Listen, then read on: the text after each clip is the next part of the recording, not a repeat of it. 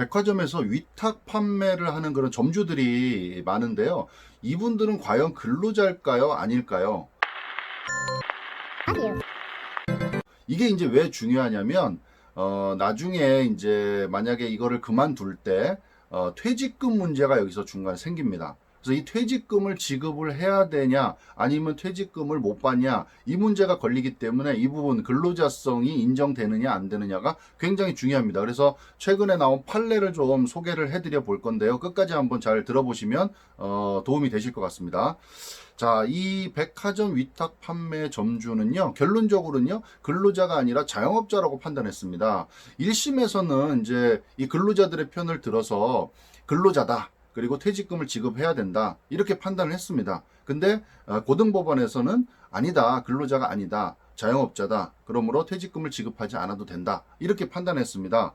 자, 이 근로자라고 주장하는 이 점주들의 주장은 뭐냐면, 백화점에서 매출 관리를 했다 이겁니다. 현황 파악도 하고, 그 다음에 매출을 올리기 위한 그런, 홍보 활동도 이렇게 해라. 라는 그런 지시, 감독, 지휘 감독, 사용 종속적인 관계에 있었다고 주장을 하는 겁니다. 근데 반대 이제 사업장 입장에서는, 그런 거는 일상적으로 뭐 경쟁사와의 그런 어떤 비교 같은 것들은 백화점에서 만약에 매출이 많이 경쟁사 대비해서 떨어지면 백화점에서 퇴출이 될 수도 있으니까 그거는 기본적으로 원래 알려야 되는 거다.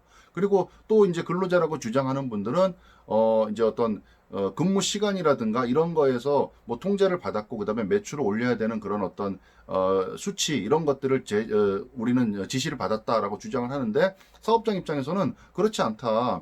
근무 형태는 편하게 본인들이 자유롭게 활용할 수 있었고 우리는 일상적으로 현황 파악하는 그 정도에 그쳤다라고 이렇게 주장을 하는 겁니다. 자, 그럼 여기서 이제 퇴직금 부분이 많이 걸리다 보니까 이게 이제 분쟁거리가 많이 되는데, 자, 그러면 근로자냐 아니냐 이게 이제 가장 중요한 핵심 키워드인데 이 근로자냐 아니냐를 판단하는 기준은 뭔가요? 근로자냐 아니냐를 판단하는 기준은 사업주로부터의 사용 종속적인 관계, 지휘 감독을 받고 있냐 안 받고 있냐 이거를 보시면 된다는 거죠. 그러면은 지휘 감독을 받고 있냐 안 받고 있냐 이거는 어떤 행위들로 볼 수 있냐면요. 제가 9가지 정도를 쭉 한번 말씀을 드려볼 테니까 과연 해당이 되는지 안 되는지를 우리가 한번 살펴보겠습니다. 첫 번째는요. 업무 내용을 사용자가 정하고 취업 규칙 또는 복무 인사 규정 등의 적용을 받는지. 그러니까 사업주가 그런 취업 규칙이나 복무 인사 규정 등의 그런 것들을 정하고 그 해당되는 직원이 그거에 적용을 받는지 그리고 업무 수행 과정에서 사용자가 상당한 지휘 감독을 하는지 그 다음에 세 번째는요. 사업주가 근무 시간과 근무 장소를 지정하고 근로자가 이에 구속을 받는지 이런 부분들이 이제 서로 주장이 좀 다르죠. 이제 쟁점 사항이 되겠죠. 그다음에 네 번째는요. 노무 제공자가 스스로 비품, 원자재나 작업 도구 등을 소유하거나 제3자를 고용하여 업무를 대행케 하는 등 독립하여 자신의 계산으로 사업을 영위할 수 있는지 그러니까 사업주가 제공해주는 여러 가지 비품이나 이런 것들을 사용하지 않고 본인이 또 뭐 비용을 투자한다든가 해서 그렇게 별도의 행위를 하는지 이걸 본다는 거죠. 그 다음에 다섯 번째는요, 노무 제공을 통한 이윤의 창출과 손실의 초래 등 위험을 스스로 안고 있는지, 이게 만약에 일이 잘 안 되면 본인이 스스로 책임을 어떻게 질 수 있는지 이런 부분들, 그 다음에 보수의 성격이 근로 자체의 대상적 성격인지, 일곱 번째는요, 기본급이나 고정급이 정해져 있는지, 근로소득세의 원천징수 여부 등 보수에 관한 사항들, 그러니까 매달 고정적으로 뭐 월급 형태로 얼마씩이 지급되는지 이런 부분들. 그다음에 여덟 번째는요. 근로제공 관계의 계속성과 사용자에 대한 전속성의 유무와 그 정도. 그다음에 아홉 번째는 사회보장제도에 대한 관한 법령에서 근로자로서의 지위를 인정받는지. 이렇게 쭉 돼 있는데 뭐 얘기는 굉장히 어려운 말들로 써 있긴 한데요. 일단 핵심은 그겁니다.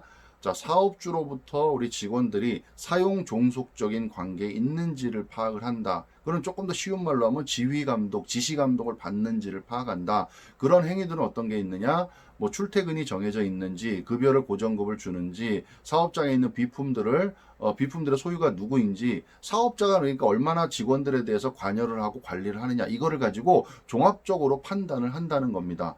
그게 이제 애매한 부분이 우리 사례 판례에서도 보시다시피 1심에서는 이건 근로자라고 판단을 했습니다. 근데 이제 2심에 가서는 고등법원에 가서는 아니다. 자영업자다 이렇게 판단을 했잖아요. 그래서 이런 부분들이 굉장히 서로 애매하고 입장 차이가 좀 있습니다.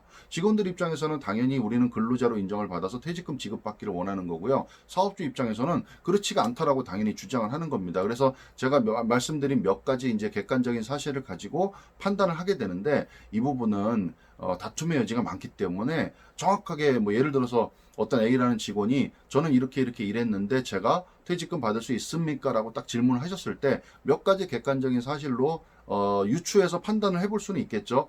이 정도면 근로자로 판단할 가능성이 있습니다. 정도인 거지. 이게 뭐 딱, 요거는 체크해가지고 뭐 5가지 중에 4가지가 적용이 되니까 이분은 근로자입니다. 이분은 뭐 5가지 중에 1가지밖에 적용이 안 되니까 근로자가 아닙니다. 이렇게 판단할 수는 없다는 거죠. 그래서 이런 노사 분쟁, 노동 사건들이 대부분 이렇게 조금 판결이 이렇게 나기도 하고 저렇게 나기도 하니까 그 점은 좀 참고하시고요.